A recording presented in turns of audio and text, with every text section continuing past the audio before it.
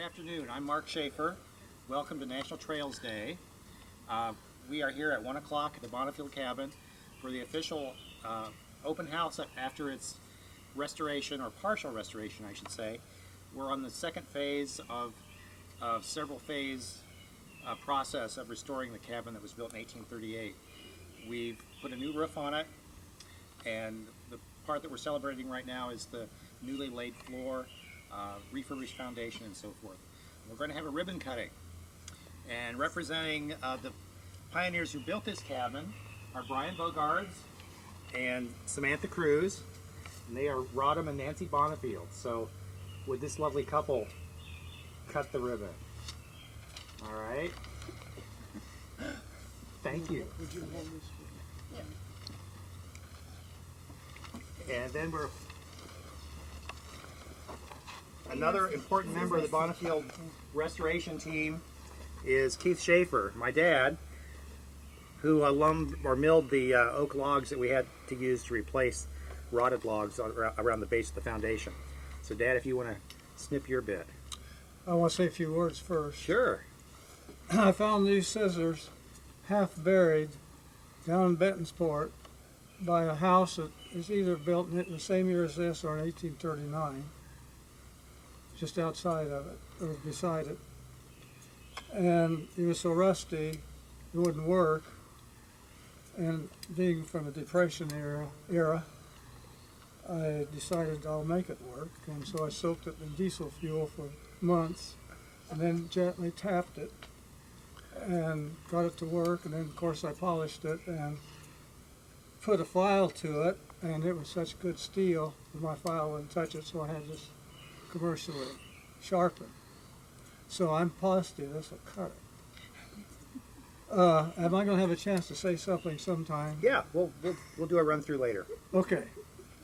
So snip away. Make do. So I think it's so appropriate. This was resurrected from the dead. It was only half buried. We resurrected this log home. You know, log homes or log cabins were about 10 to 12 foot, and they were built as the men, to sell to the men as they built a log home. And this is a log home. This is the second one that Bonifield's built. And my great grandparents stayed in this cabin when it was west of Lockridge, while theirs was being built in 1850. So with that preliminary, I'll cut this ribbon. Thank you. We got levitating ribbon around here. And these ladies, Jean Wallace and Jane Dooley, represent the Bonifield chapter of the Questers. That chapter and the William Henry Coop chapter helped finance this project with a grant from the International Questers Group. So do you ladies have anything to add to that? We're very happy to do this. Yes. Yeah. Very Oh, and nice. Jane wrote, when she was a second grade teacher, wrote a little play for her students that depicts the history of this cabin. So someday I'm going to have her write that down or find it or whatever, and we need to reenact that with some children sometime. So go ahead, ladies. Thank you. And I declare the Bonifield Cabin well and truly open.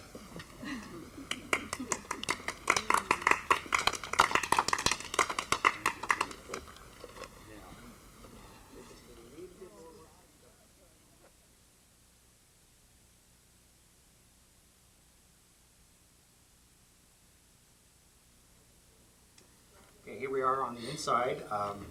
I don't think I mentioned the date today. Is this June 2nd? June 3rd? June 3rd, 2006. And if we pan around the room, we've got curtains at the windows that were made by the Girl Scouts under the direction of Becky Huggins a couple years ago. The Girl Scouts have helped us clean the cabin every once in a while. The fireplace was put in 1907 or so when the cabin was moved here from its original site. Probably not authentic to the period. It reflects the 1910-ish arts and crafts revival that was popular in the country at that time. But it has the kind of the idealized rustic look of the arts and crafts revival, when colonial America and nostalgia for things handmade and well crafted was popular. The crane over the fireplace is an old one. We oiled it up with some orange oil furniture polish, and it looks nice and black now. The kettle is one my grandmother had from her days on the farm, and the 2 crochet cushions on the 2 lockers are also from my grandmother's estate. And I think she'd be tickled to know that we were using that stuff. The main thrust of this project was redoing the floor. The right-hand corner over here, the northwest corner, had completely subsided. I think it was sagging, what, Dad, about 6 inches anyway? Please. The hearth was well below floor level. It was a slab of concrete, had a concrete curb around it. And when Roger Kubik, our carpenter, pulled up that old cement, he found these Hearthstones underneath, which we were real excited by. And of course he raised the hearth a little bit. But he and his son excavated inside the cabin here.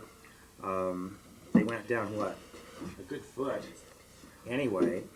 And they put down vapor barrier and gravel, laid a concrete slab with rebar in it, and then they put womanized 2x4s for a spacer, and put down subflooring, and then the original planking on top of that. Because the planking was so old and kind of wonky in places, they had to discard part of it. And the boards over here, I think the first 5 or 6 boards were salvaged from church property over by the Methodist church that was taken down. And the floorboards upstairs in that house, which was probably 1870s, were a perfect fit. So that was a lucky coincidence. Excuse me, Mark. Yeah. Due to the state regulations and national regulations on restoration of buildings, you have to use the original material as much as possible, or material resembling it as close as possible, in all cases, to receive funding. Yeah, and we had gotten what's called an HRDP grant at one time for $3,400. We have a giant check that we got. It's over here in the corner. That was part of our funding. HRDP means Historical Resource Preservation Grant. I forget exactly what it means. Anyway, the basket here has some of the new chinking material that we're using on the logs. And I'll come back over here and I'll show you what I'm talking about. The chinking up here is Portland cement, and it's put in here really well. I mean, there's rat wire and stuff in there to keep it in, but the problem with it is it draws moisture, and that of course accelerates deterioration on the logs. And so these are right down here is some of the newer oak that Dad cut, and Roger roughed it up to make it look like it was hand-hewn.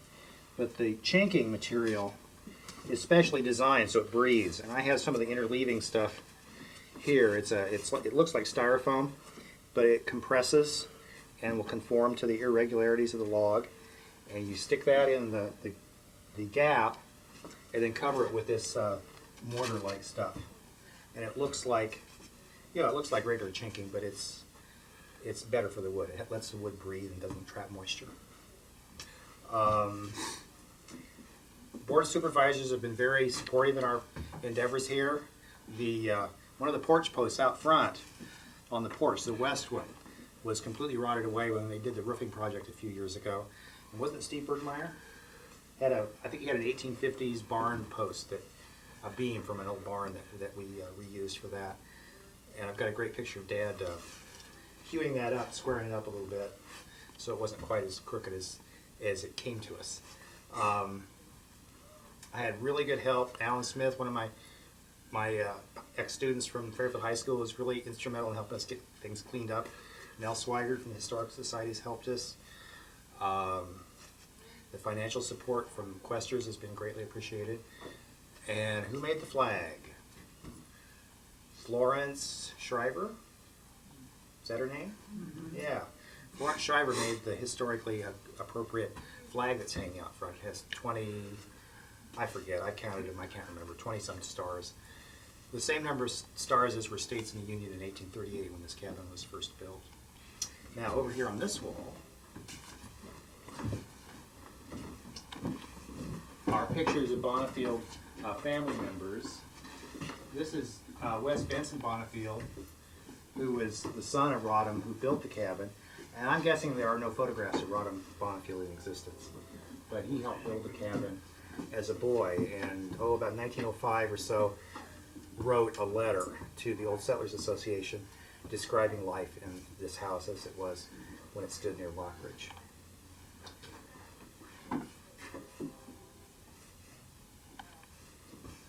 And I guess I don't know what else to say about the inside. Have you said anything about the historical significance of one of these? Oh yeah, this is on the National Register of Historic Places. And initially when they, I think Ben Taylor was instrumental in that, initially when they tried for National Register recognition, it was deemed ineligible because it was not standing on the original site. But they came back again with the tack that, well, this cabin wouldn't exist unless it had been moved. And so the creation of Old Settlers Park, the 10 acres in which this stands, and the relocation of the cabin was an early example of historic preservation that gave it historic importance and made it eligible for the National Register, even though it does not stand on the original site. So it's a little bit of tweaking there and fudging a bit on the facts. I mean, not they're the facts, but it's just interesting how you can come at things from a different angle and get what you want, which is National Register listing. And this is also now part of the Heritage Trail website for the Jefferson County Trails. Go to jeffersoncountytrails.org and click on Heritage Trail, and you'll come to the Bonifield Cabin with a brief description. It's also a part of the hiking, biking, recreational trail system that's being developed here in town. I think now we need to go outside and look at the foundation. You don't think? Yeah, Fairfield. Oh, that's the way. Tell the story. What, Oh, no. Get somebody else on camera. I believe that they were trying to name the city of Fairfield, were they not?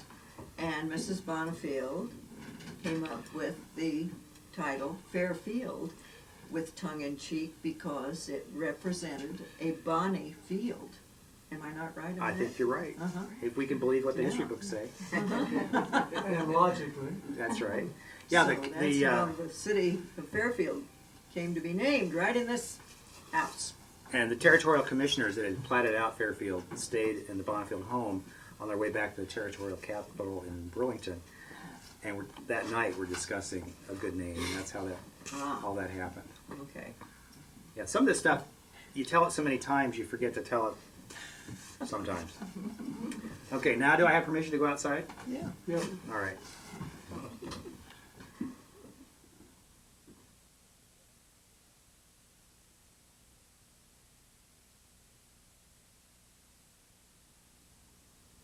Okay, here's a nice view of Florence Shriver's flag, and I'm told it's 25 stars.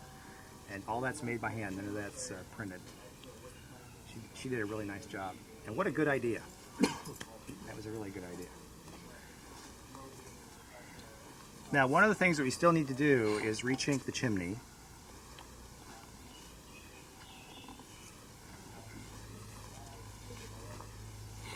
Here again, it has all that Portland cement in it, which I guess for the stones doesn't make a whole lot of difference, but I guess on the freezing and thawing cycle, because the cement's harder than the stone, it's like the old soft brick. The expansion and contraction of the mortar against the softer stone degrades the stone. So that all needs to come off, and a more historically appropriate, weaker formula needs to be used. And if you go up to the middle of the chimney, you can see a little bit of stucco, some more plaster work. When this was first built here, the chimney was clad with plaster or stucco, and then twigs were pressed into it, so it looked like a wattle and daub chimney. And so at some point I'd like to see that done. Maybe we could womanize some twigs and make them so they don't rot quite so fast. And of course we've got a bat problem. The Boy Scouts made bat houses for us, and you'll see those on trees and on the side of the building. And I'm not sure if they're keeping the bats out or just giving them more places to stay. I'm not sure which the deal is. sometime I want to point out the different types of cutting. Oh yeah, do we need to move some Log. chairs?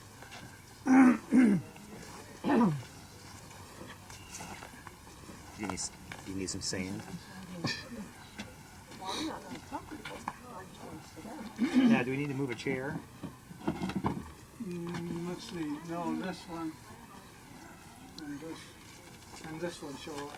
All right, he's going to show us the different kinds of Get out of the way. hewing styles.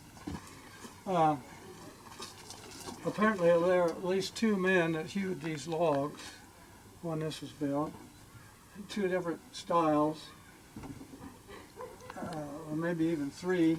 Because, this was chipped, and this was chipped in these places and then split out probably with the wedge. And this one, you see, was just chipped all along. 2 different methods, somewhat depending on how straight the grain is, so it can be split out.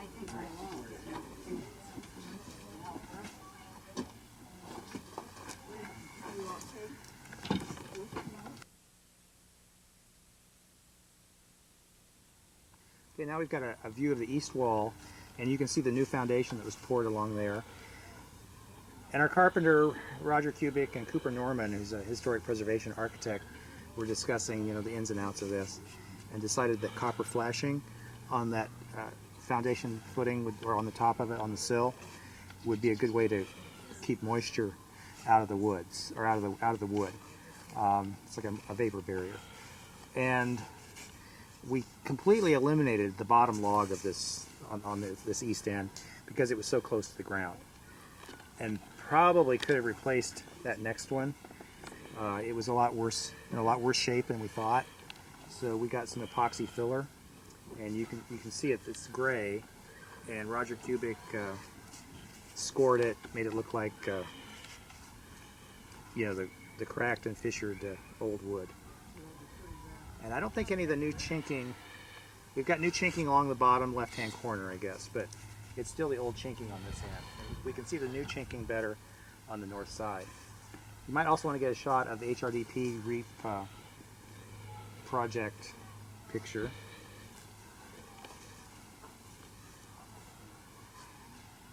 And that's posted to acknowledge the receipt of those particular monies. And we also had a couple of anonymous donations that helped with this project.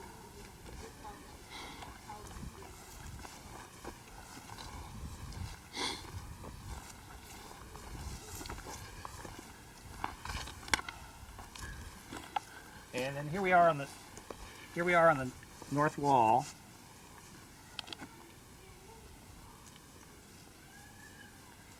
And you can see the bottom 2 logs have been replaced. We didn't get the bottom one roughed up too much, but it'll still weather all right, I think. And we could always come in later and do a little chopping on that. And here again, you can see the copper flashing on the sill and the new chinking between the new logs.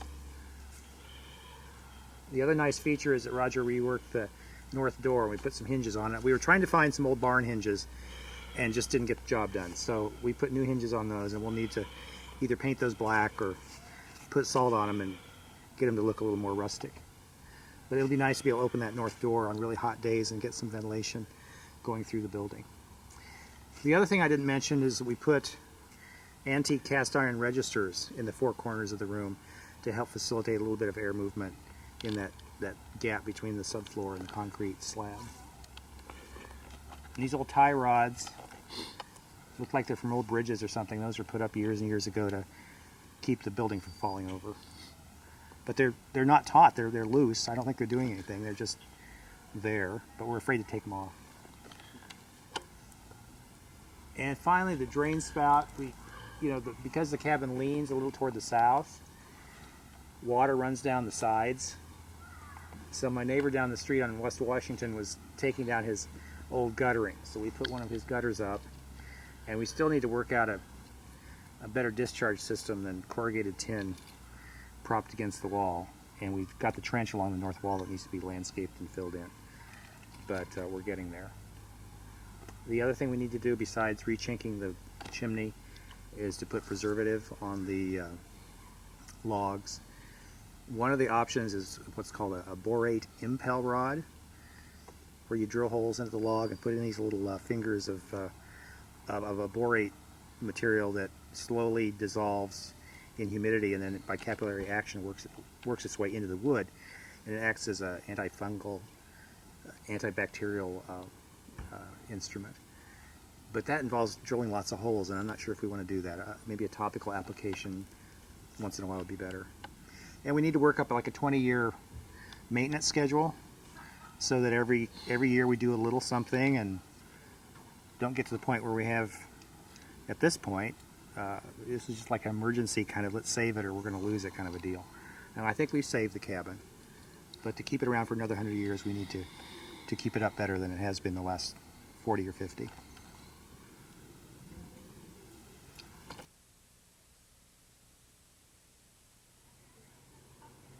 Welcome everyone to this beautiful Saturday afternoon at the newly named Bonifield Lake, and we're here to open and christen the new docks that have been put together by our Reservoir Development Committee, chaired by Frank Wintrow. Frank, thank you very much for all of your planning and all of your good work over the last couple of years at both the beach and the development of the docks.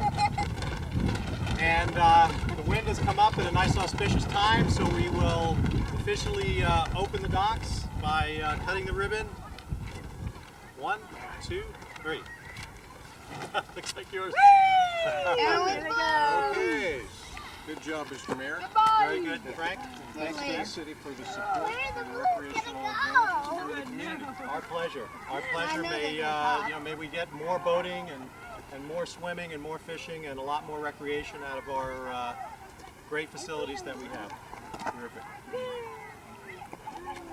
Okay, we did it. All right. Why don't you describe what's been built, Frank? Oh, all right. So let's see. This dock is for better fishing access. It is also for better access for canoes and kayaks and small john boats, and also obviously fishing from the pier. The dock is a permanent weatherproof floating system. It extends out 35 feet from the concrete steps that were built. It was engineered by volunteers and installed by volunteers, and the ramps are not quite completed, but they will be shortly. And it's not safe for swimming or diving from this area because of under rocks and other things that have been deposited there in the years previous to this. But that's pretty much the system. Great. Now this is a permanent system, Frank. Will that stay in all year round? The docks will be in winter and summer. The plastic part of them are designed to be ice-proof, freezing-proof, and the wooden weather-treated lumber that is the ramp is also supposed to last 10 to 15 years, so we're in good shape. We won't have to deal with it in the maintenance way at all. Great. What kind of boats do we generally get using this water? Well, you see a lot of small fishing craft, canoes and kayaks. You do see from time to time windsurfing boats and some small sailboats from the university. And some of the recreational classes use it as well. And there's always people fishing. And the fishing is pretty good here, actually. Very good. Well, it's great to have this accomplished. I know we're also planning some docks like this at Reservoir 2, which has been recently named Pleasant Lake. That's right. Pleasant Lake will have a smaller version of this dock to improve the access for backing boats into the water. Very good. Well, it's nice that we were able to get this out early in the summer so that we can get a full season of use. Great. Thanks again for all your work. Thanks to the city for giving us the budget and the support and the mayor's insight into making